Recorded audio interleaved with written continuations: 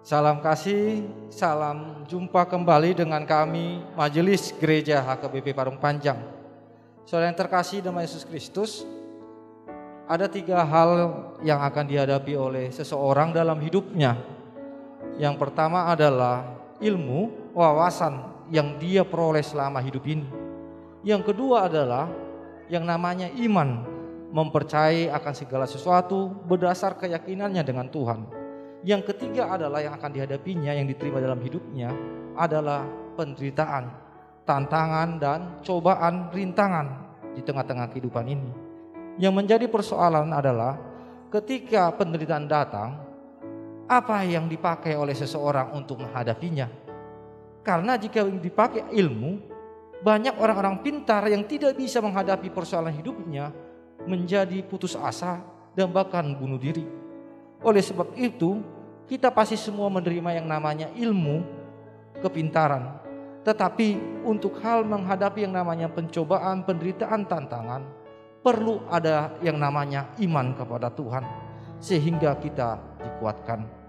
Berdasarkan itulah kami membuat renungan yang akan menguatkan saudara untuk menghadapi setiap persoalan-persoalan. Dan biarlah melalui renungan ini saudara boleh menemukan jawaban-jawaban yang Tuhan berikan kepada saudara menghadapi setiap persoalan-persoalan kehidupan.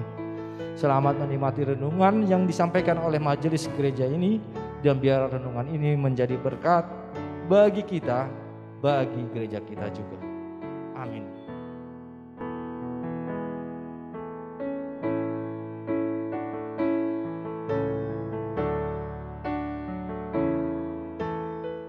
Shalom, selamat pagi dan salam sejahtera buat kita semua. Sebelum kita mendengarkan firman Tuhan pada pagi hari ini, terlebih dahulu kita berdoa. Bapa kami yang di surga, yang kami puji dan yang kami sembah di dalam anak-Mu Tuhan Yesus Kristus, kami mengucap syukur padamu ya Tuhan pada pagi hari ini, di mana kami dapat beroleh hidup yang baru ya Tuhan. Untuk itu ya Tuhan, sebelum kami melakukan aktivitas kami pada pagi hari ini, terlebih dahulu kami Tuhan sapa dengan firman-Mu yang menjadi kekuatan di dalam kehidupan kami ya Tuhan. Untuk itu ya Tuhan, sucikan dan kuduskan hati dan pikiran kami ya Tuhan, agar kami layak mendengarkan firman-Mu. Terpujilah nama-Mu ya Tuhan, di dalam anak-Mu Tuhan Yesus Kristus kami berdoa. Amin. Firman Tuhan buat kita hari ini sebagai renungan yang terambil dari 1 Korintus 1 ayat 18. Demikianlah firman Tuhan. Sebab pemberitaan tentang salib memang adalah kebodohan bagi mereka yang akan binasa, tetapi bagi kita yang diselamatkan, pemberitaan itu adalah kekuatan Allah. Demikianlah firman Tuhan.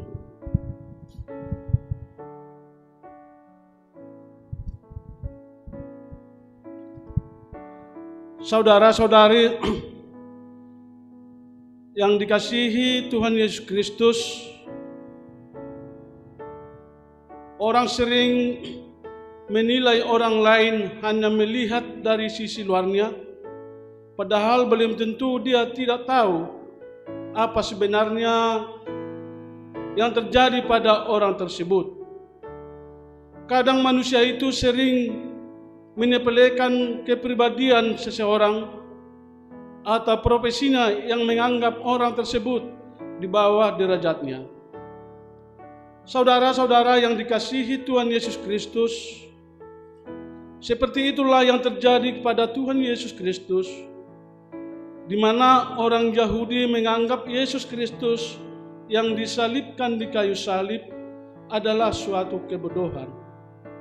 Seperti Apostel Paulus mengatakan dalam nats ini, anggapan orang Yahudi ini adalah hikmat manusia, bahwa apa yang dialami oleh Tuhan Yesus Kristus tidaklah merupakan yang menjadi beban bagi manusia, melainkan suatu kebodohan yang dilakukan oleh Tuhan Yesus Kristus.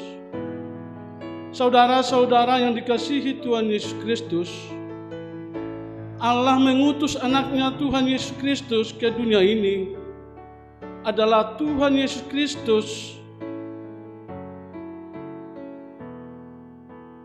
ke dunia ini adalah untuk menebus dosa manusia, karena Allah telah melihat manusia tersebut telah dipenuhi dengan dosa.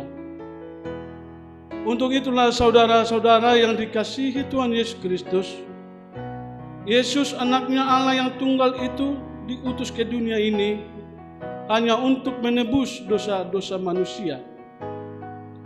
Dia rela berkorban, disiksa, dan disalibkan hanya untuk menanggung dosa kita. Saudara-saudara yang dikasihi Tuhan Yesus Kristus, bahwa kedatangannya Tuhan Yesus Kristus adalah untuk membawa berita keselamatan dan sukacita yang melepaskan kita dari dosa. Dan salib itu bukanlah hal menakutkan dalam hidup kita, melainkan membawa keselamatan bagi kita orang yang percaya kepada Dia. Amin. Demikianlah firman Tuhan. Mari kita berdoa. Terima kasih ya Tuhan, kami telah mendengarkan firman-Mu yang menjadi bekal dalam kehidupan kami ya Tuhan. Untuk itu ya Tuhan, biarlah melalui firman yang kami sudah dengar ya Tuhan, menjadi berkat dan menjadi kekuatan dalam menjalankan kehidupan kami ya Tuhan. Untuk itu ya Tuhan, Engkaulah yang selalu kami andalkan dalam kehidupan kami ya Tuhan, agar segala sesuatu yang kami lakukan menjadi berkat di dalam kehidupan kami. Terimalah doa permohonan kami ya Tuhan. Di dalam anak-Mu Tuhan Yesus Kristus kami berdoa. Amin.